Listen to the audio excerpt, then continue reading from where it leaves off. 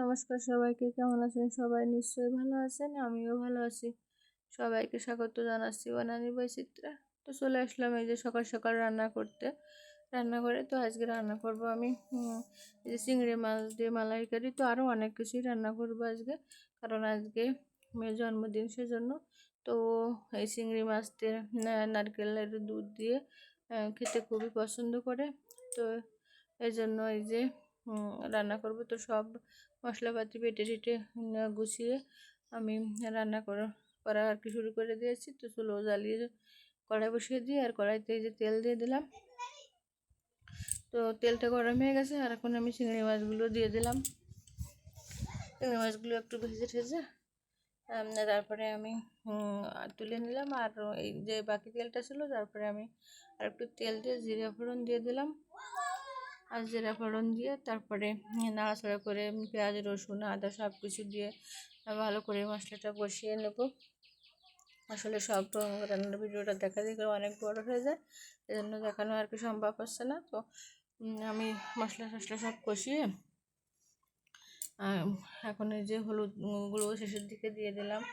দেওয়ার পরে আমি এই মশলার উপরে চিংড়ি মাছগুলো দিয়ে দেবো।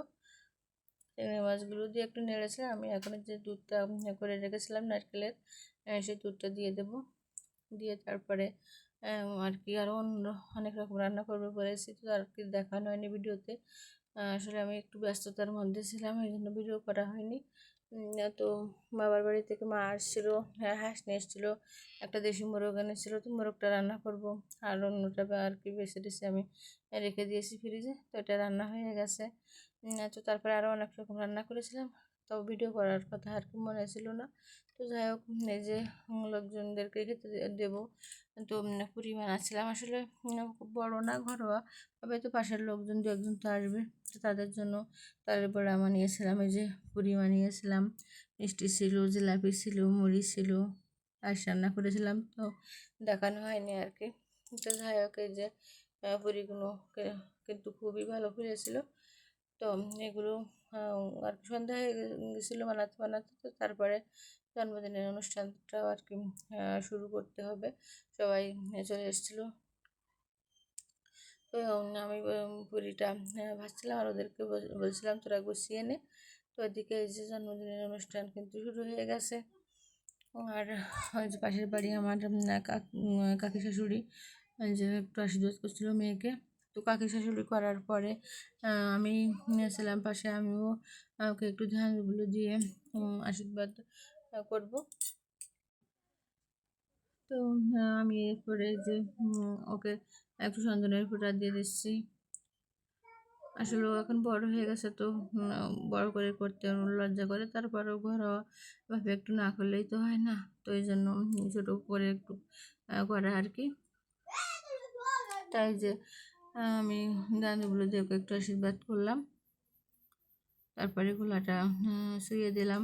আসলে সন্তানদের মঙ্গল কামনায় বাবা মার তো আর কি সব সময় করে, তারপরেও জন্মদিনে হয়তো একটু করতেই হয়। তারপরে একটু পায়েস খাইয়ে দিলাম, ওর বাবা একটু খাইয়ে দিয়েছিল পায়েস, দাদুগুলো দিয়েও আর কি আশীর্বাদ করে তারপরে একটু পায়েস খেয়েছিল। তারপরে আমার মা আশীর্বাদ করলো, আমার পাশের বাড়ি আর একটা কাকি শাশুড়ি করলো, এভাবে আরও দু একজন করার পরে ওরা এই যে কেক কাটছিল। তো না কেক না, আগে পাতিটা ধরিয়ে দিয়েছিল। যে পাশে আমার ছেলে ছিল, এপাশে আমার দেবরের মেয়ে ছিল, তোরা তিন ভাই বোন মিলে যে বাতিটা ধরালো। তারপরে যে বাতি নিভে গেলে তারপরে কেক কাটা হবে।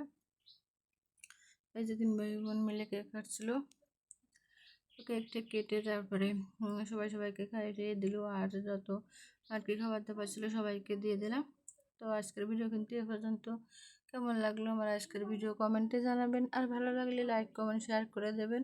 নতুন যারা দেখছেন আমার চ্যানেলটিকে সাবস্ক্রাইব করে আমার পাশে থাকবেন। পুরনো বন্ধুদেরকে ধন্যবাদ আমার পাশে থাকার জন্য। তো যাই হোক, ভিডিওটি এ পর্যন্ত এসে যারা এখনও লাইক দেননি তাদের উদ্দেশ্যে বলছি লাইক দিয়ে ভিডিও দেখেন, আমি কিন্তু সবার ভিডিও লাইক দিয়েই দেখি। তো ভালো থাকবেন সবাই, ধন্যবাদ সবাইকে, দেখা হবে পরবর্তী নতুন কোনো ভিডিওতে।